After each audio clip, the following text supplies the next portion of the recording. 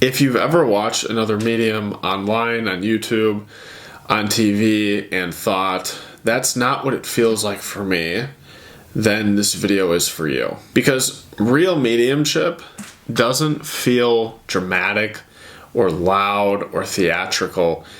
And if you're intuitive, if you're psychic, if you're mediumistic, and you're developing your mediumship abilities, you might actually be doubting yourself of what you've seen online or of what you've heard online or with other mediums that are working out in the public. So the first thing I want to talk about is that mediumship, it feels subtle. It's not overwhelming.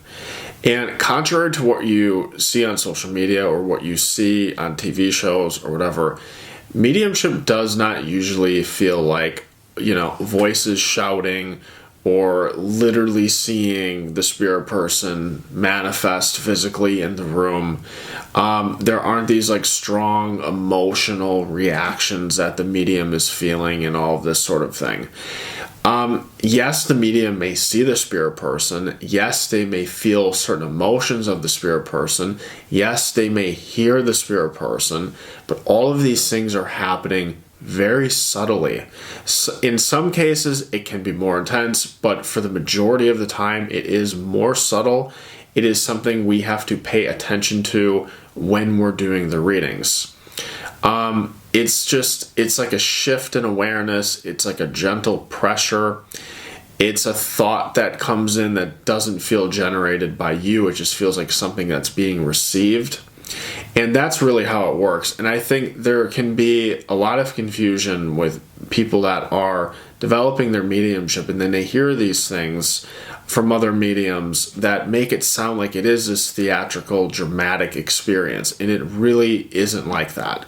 And I would have to say that it probably isn't like that from them either, but that's just the way in which they're voicing their experience. So I'm not taking anything away from other mediums.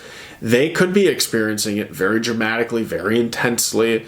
They could be hearing the voices coming in very loudly. I don't know.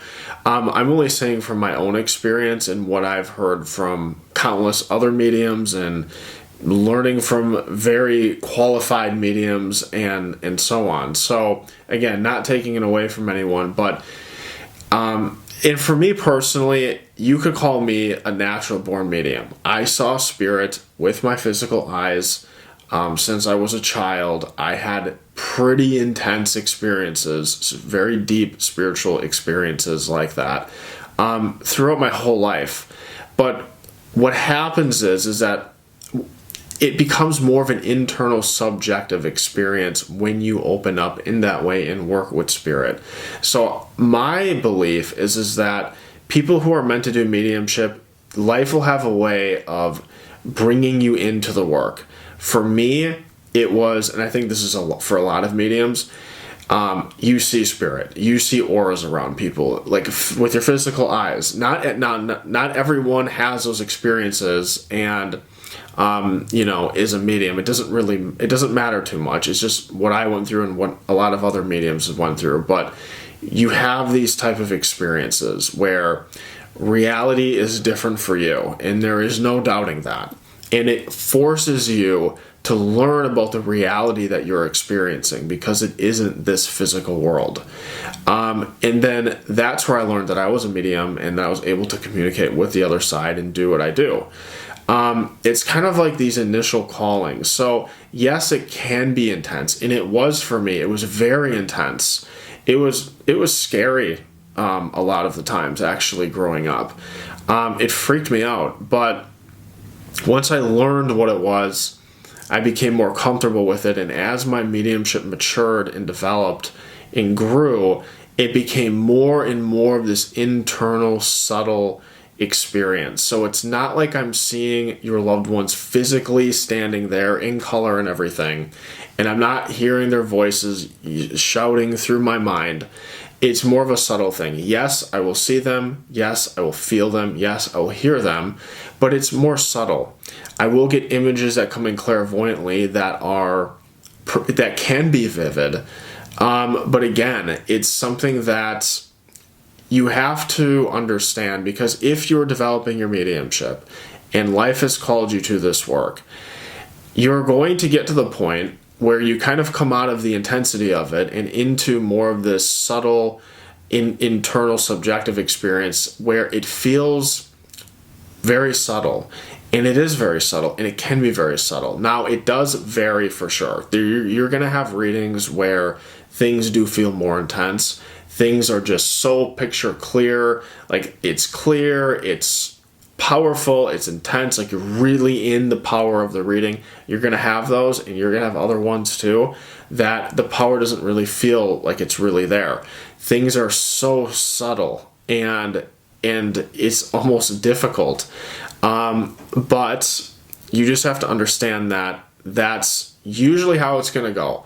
It's going to be kind of in the middle for the most part. Like, yes, you're going to feel a power, but it's going to be subtle at the same time. So it's kind of like this thing where you can experience all of those throughout your work as a medium. So the first thing I wanted to talk about is just have the expectation that it's probably going to feel subtle when you start doing this work, and that's fine. That's how it usually is 99% of the time anyways. Another misconception that I want to talk about if you are in the beginning stages of developing your mediumship is that it's exhausting or it's chaotic or something like this. This is not true. When practiced correctly, internally it feels neutral, because it's not about you. You're getting your own ego out of the way. That's really the work you have to do, is letting go of the ego and letting spirit come through. It's about spirit and the person that you're giving a reading to. It has nothing to do with you. It's nothing about you at all. You are just the medium. You are the middleman in this work. So I think when people feel scattered or they feel depleted afterward or drained, it's because they're putting too much energy on themselves and they're trying too hard to get information, and they're just kind of like, they're getting in the way of the work, so they're battling themselves and they're also trying to do the mediumship, and that can feel overwhelming. It can feel draining, and you won't get the result that you really want. So you really have to let go of the ego. You have to get out of your own way. You have to allow for the experience to unfold.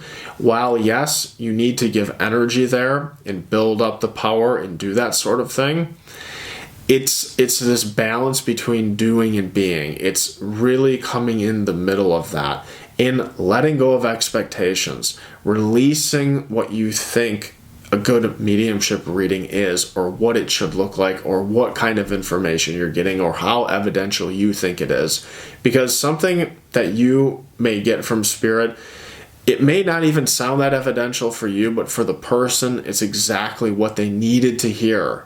So coming into your mediumship readings with the intention of, I am here to allow spirit to work through me so that they can give the sitter what they need today. Not what I want to give them, not how great I think I should be, but it needs to be on what do they need today. Let me open up, let me surrender, let spirit come in and speak what they need to get through for the sitter so that they get what they need. Because again, it's not about you. It isn't about how great you think you should be or whatever. It's really about the surrender. It's about letting go. It's about coming into the present moment with your sitter and with spirit and just being there while working. Yes, there is work to do, and it isn't always super easy, although at the same time it is a simple process, but we'll get into that in another video. It's really this surrendered action. And once we drop the ego, we let it go, we just get out of our own way and we let spirit come through and we let them speak, it always hits on exactly what that sitter needs. Whether it's a message that they need to hear for their own life, a message from their loved ones in spirit that they want to talk about, and also the evidence. It's the same way as well with the evidential information, that will come in the way it needs to, in the way they want to express it. So that's what I wanted to talk about in this video today. Really just understanding that mediumship and psychic work is subtle. It's not going to hit you over the head every single time you do a reading. You're not always going to feel the power of the reading super strong and amazing in this mystical, magical, amazing experience. It is usually going to feel a bit subtle, and that's where you have to trust the information that you're getting. Now, it's going to come in where you're aware of it. You're going to see things in your mind. You're going to feel things. You're going to get thoughts that come in or hear them speak to you, but it's subtle. And if you pay attention, you'll get it right. You'll understand it. So just remember, the majority of the readings are going to be subtle. And also remember as well is that this work is only exhausting. You're only going to feel super depleted when you are getting in the way of it.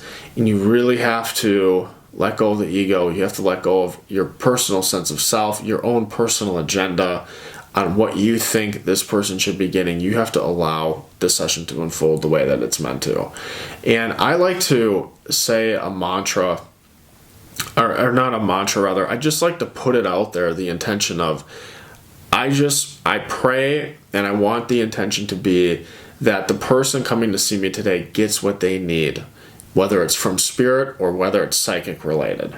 So that's kind of, I do that too, but when I sit in the power before my readings and stuff like that. So try that out, set that intention, just put it out there. Just whatever they need today, I want to be of service to them in what they need.